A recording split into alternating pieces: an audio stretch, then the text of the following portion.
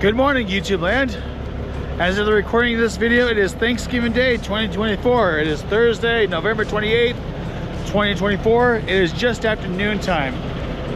I'm coming to you from Brigham City because, well, as much as I would love to be down with my family, I am a truck driver, as I stated yesterday in my Thanksgiving video, or the last video I posted was my Thanksgiving video.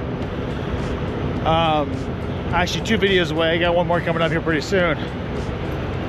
As I explained, I'm a truck driver, parked at the Love's gas station here in Brigham City, and my first delivery is not until 5 a.m. tomorrow. It's only 20 minutes away from where I'm parked right now. I wanted to park here because I could get some good food, or I guess you could say mediocre food. I can take a shower and then go do my first delivery. My wife and kids live about 2.5 hours from here. Well, that's where I live too. Sounds sounded weird. But with being a truck driver, the way it is now, it would take me about another 2.5 hours of drive time to get all the way back down home. And I only have about 28 hours of drive time left, which is basically 2 full days of drive time left, actually of on duty time. And I want to be able to use that, save as much of that as I possibly can to be able to do my job and be able to get home for at least part of the weekend. I don't anticipate being home until at least Saturday morning, at least. But like I said, I want you to save as much time as I can to do my job. And with me being up here and having nothing to do, not even going to be able to make it home for Thanksgiving, because that is also company policy that I do not abandon my job, basically, which I would be doing if I went all the way home and then had to come all the way back up here. So what I'm going to do today is something called geocaching. And if you don't know what geocaching is, let me explain it to you real quick. If you've been subscribed to my channel for at least the last couple of months, at least, I've posted at least maybe like 2 or 3 videos of me going out to find a geocache. And what it is, here, I'll show you real quick. Pull up my phone. And right here, bring up the screen real quick.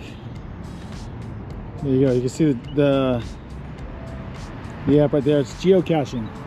Basically, what it is an online scavenger hunt. There are millions upon millions of geocaches that people have hidden themselves across the entire world. I have just over 100 of them because I don't do this too often. When I proposed to my wife, this is how I did it back in 2006. But instead of just doing one short little 1 or 2 minute long video of finding a geocache, I'm gonna go on and do that. Anyways, the app gives you like hints. Open it up real quick. It kind of pulls up.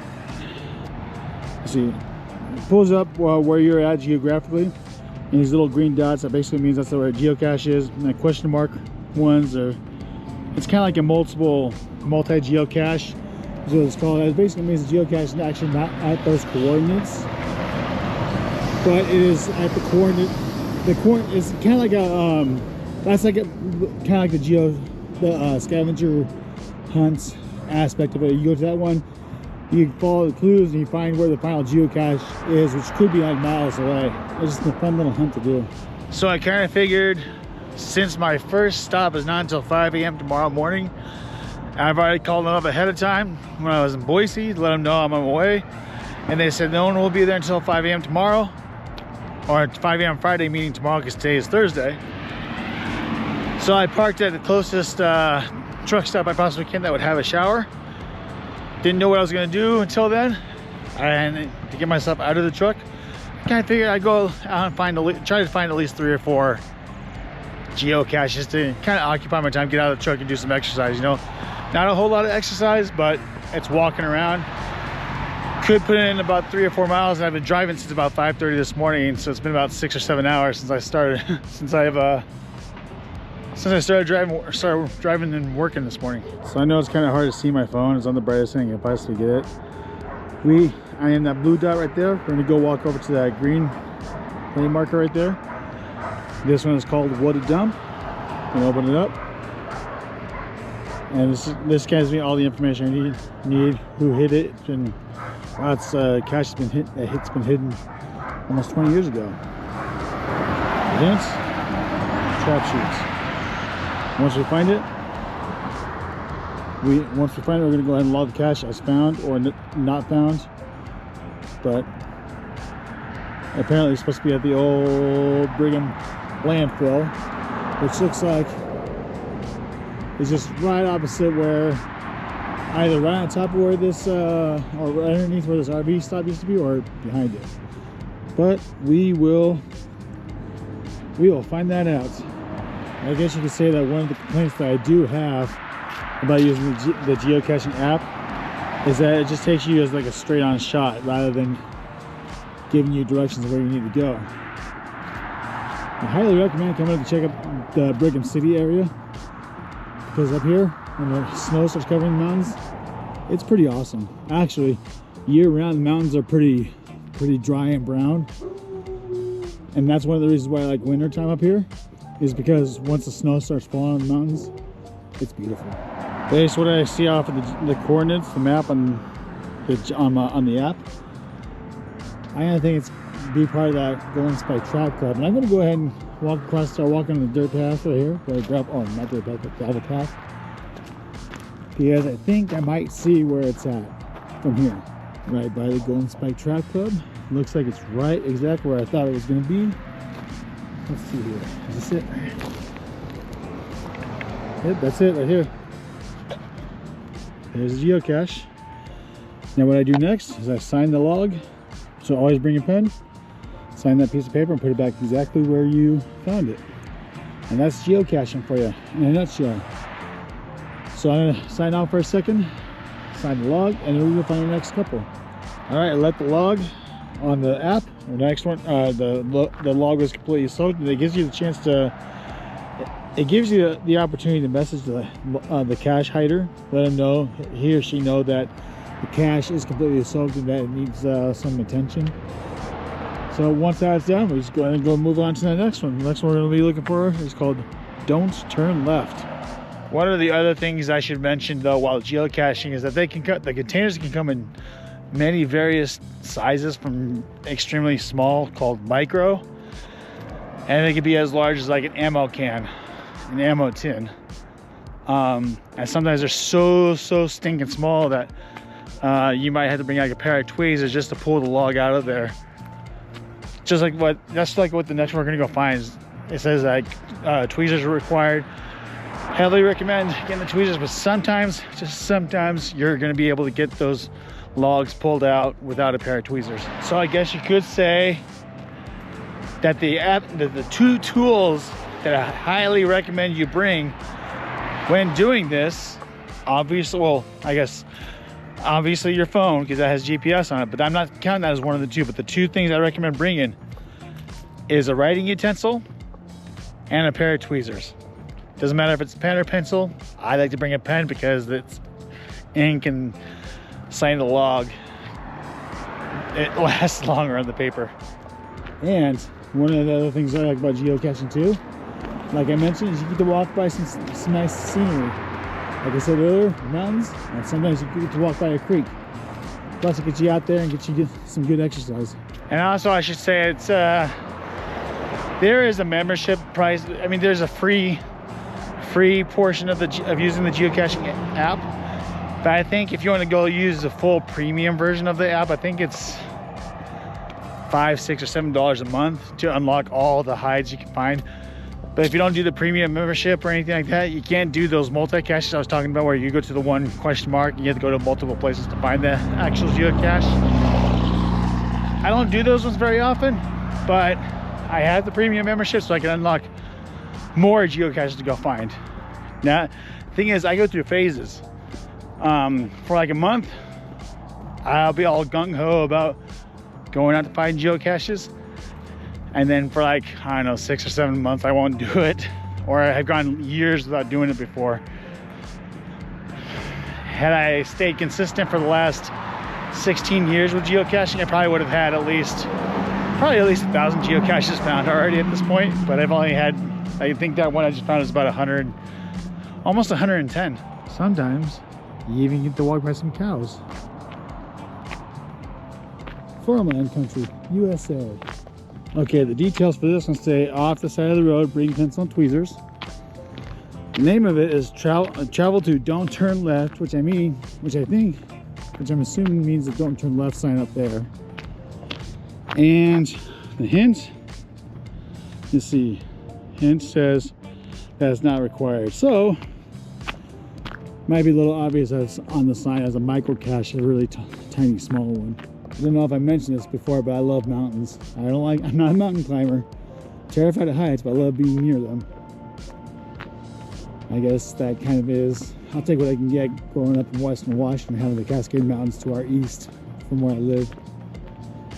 Makes me miss the mountains and snow-covered mountains all year round. Okay, so I probably read it wrong because I thought that this sign was one that said, I would say something like don't turn left, but according to the GPS, I'm only 29 feet away from it.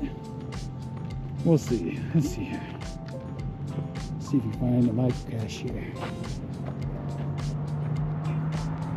Is that it? Up there? Let's see here over here. I think it's over here. Okay, I was able to find it. It's right there. But I'm a little too short to reach it, so I'm going to mark it as found.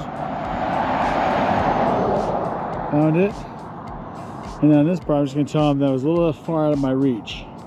Okay, the next one we find, again, we're that blue dot. It looks like it's about 0.2 miles away. This one's called the Adventurous Princess Cache.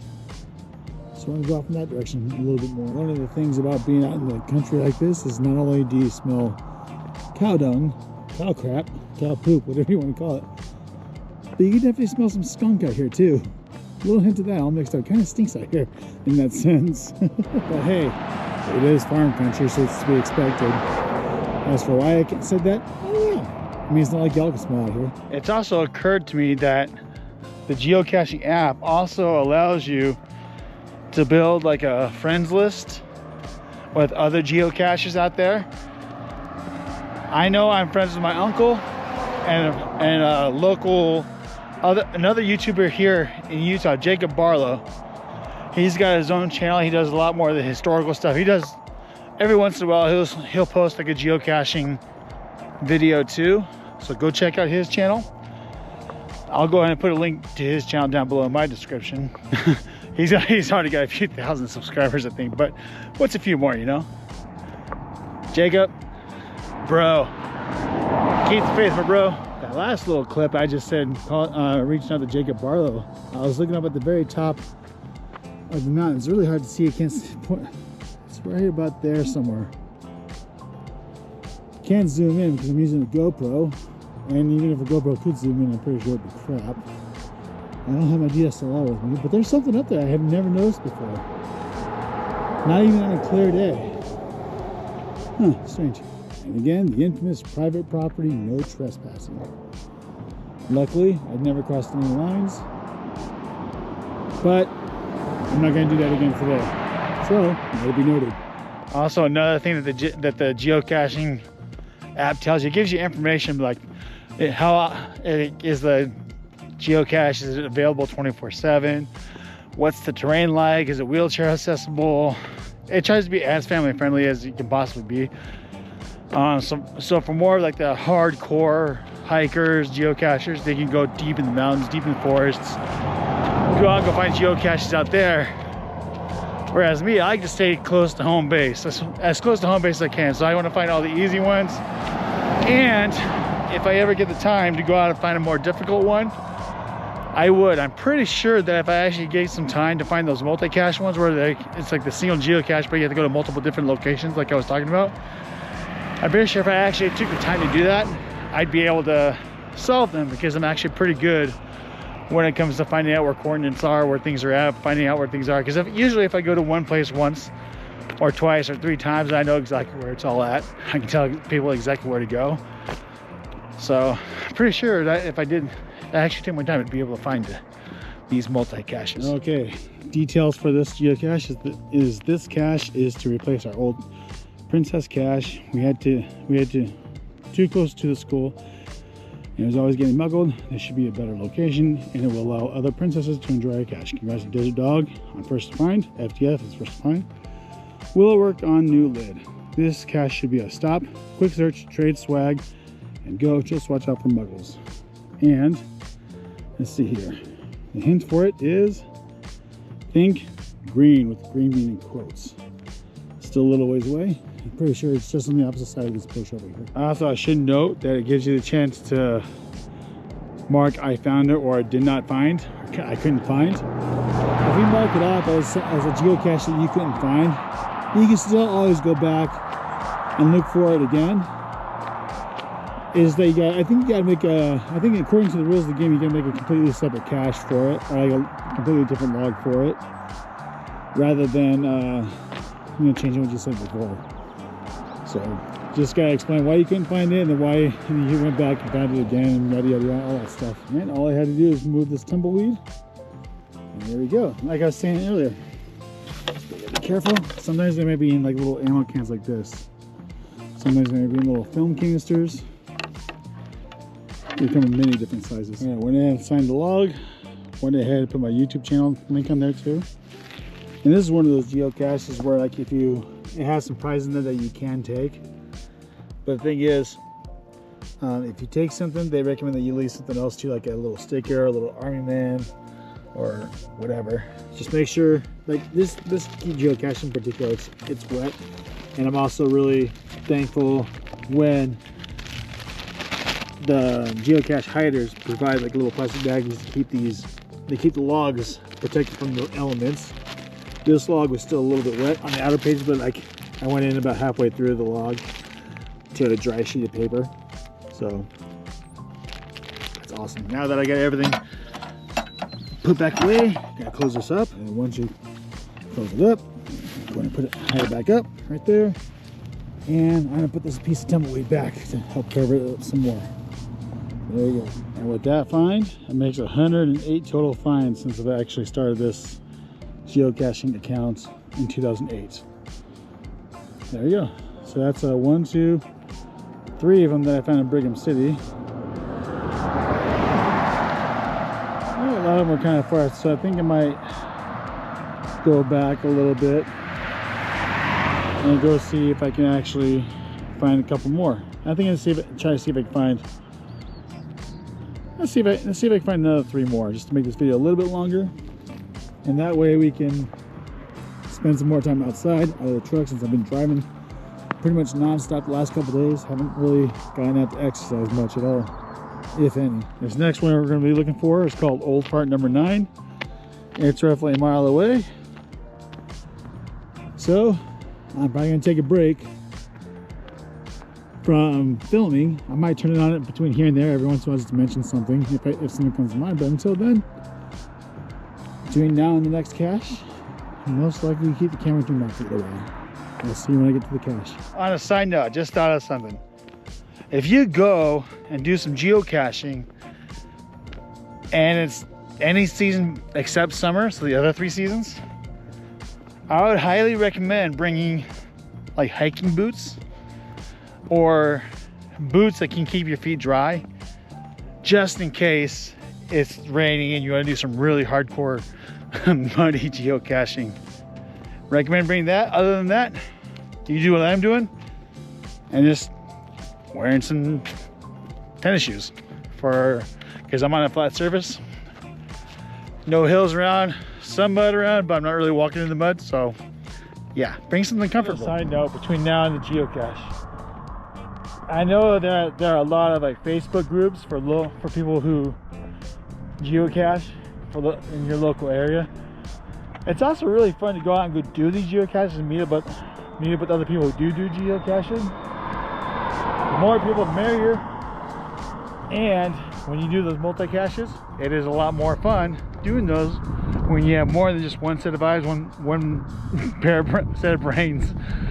If you put multiple brains together, it's a lot easier and more fun to do those multi-caches.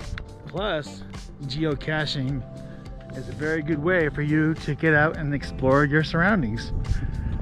Sometimes you'll have a lot of geocaches in the middle of the city. Sometimes you have to go way out in the middle of nowhere, like where I'm at right now. to find caches.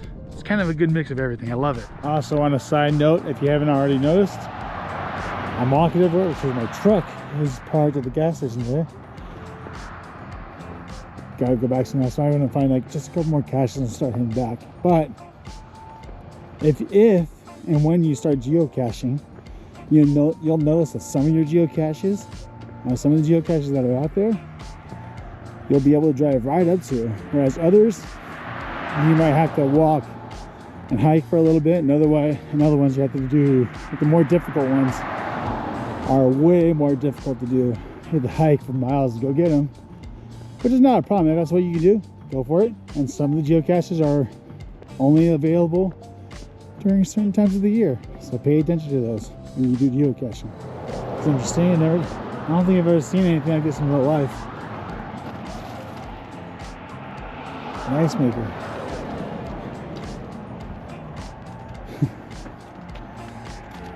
I don't think I've ever seen anything like this in real life. I guess the ice comes down there. I guess. I should probably take this time to kind of get this off my chest. I know that I've been YouTubing since 2014. That's when I started posting. Did that for a few years, stopped for quite a few years, and then just recently started back up again. And I'm very thankful for the 600 subscribers I have now. I know I could have more, but that's okay. That I don't have any more. I know that the videos I post on my channel are very, very, very, very, very random. So I guess you could say, I know a lot of people on YouTube say that you just need to find your niche, find what works best for you.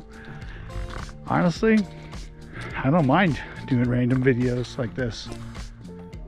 I guess you could say that's kind of my niche, because I have a lot of different interests, things I'm into, and basically I like to vlog about what I find interesting and post it onto YouTube. Maybe someone else will find it interesting, but if you don't, that's okay.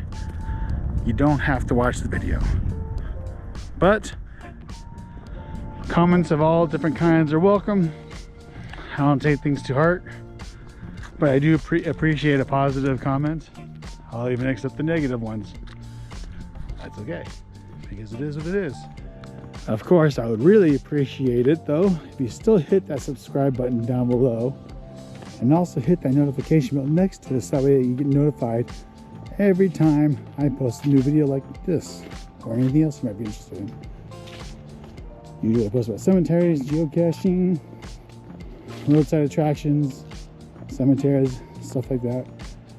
Again, I have different interests like everybody else, even theme parks. Gonna be getting ready to put together a couple Disneyland videos from footage I recorded over 2 years ago at Disneyland for Halloween. But I might not post that until next Halloween, but we'll see. Look forward to that. Okay, the name of the geocache we're looking for is Travel to Old Fart number 9. I have found a couple of this guy's geocaches before, the details for it. As we have aged, we have suddenly started accumulating a large number of potential cache containers that we need to put into good use. These caches do not require long walks, climbing, hiking, a magnifying glass to find, no nanos, and are relatively easy to find. Perfect for all the old fart caches out here. So put in your hearing aids, grab your bifocals, and go caching. As old farts, don't mind if you youngsters also join in. Beware of the barbed wire in the area.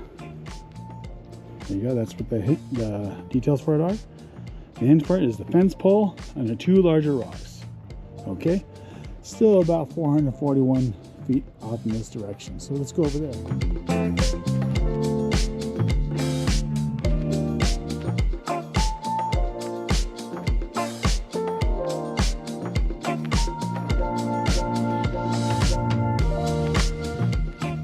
All right, we are about 11 steps away, and I think I see it. So fence pole between 2 larger rocks is the hint. And I think it is one of these ones. Let's see. Come on, let's see. Oh, yep, there we go. There's the cache right there. Okay, went ahead and send the log. I'm not going to put my YouTube channel on this one because it is too small of a log. And of course, put it back where you found it, so other geocachers can come find it in the future.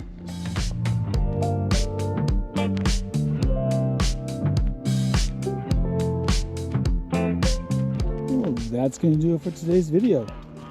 If you made it this far, happy Thanksgiving. Or, better yet, I should say, I hope your Thanksgiving was a good one, because I'm not posting this video until this weekend, probably the Saturday or Sunday after Thanksgiving. I'm just recording it on Thanksgiving. Don't forget to check out the links down below to my Instagram and to my TikTok. I can be pretty active on those social media forms. I also recently started a new Facebook group for this channel, where I can just post some videos, and it doesn't really necessarily have to be about my channel. It's just a good place for people who like similar things, to talk about similar things. I'll post a link for that down there too, called The Adventures of Chris the Shriner Dog. But again, doesn't necessarily have to be about the videos I post. I'll share some videos there, and it's just a place for us to get together and just chit chat, talk about things, how our lives are going, if that's what you want to talk about. You want to talk about filming locations, graveyards, cemeteries, geocaching even, you know, stuff like that, a bunch of crap like that. Come over there and come follow the group. I'll put a link down below for you to join that group. And again, as a friendly reminder, don't forget to hit that subscribe button down below, because that would help the channel out. Give it a like. Heck, even give it a, if you don't like it, you can even give it a thumbs down. That's okay with me. Any click is a good click to the video, helps out the channel. Don't forget to hit that notification bell as well after hitting the subscribe button to get notified again when I post a video. Because, like Taylor says, my son, subscribing is cool. Just do it.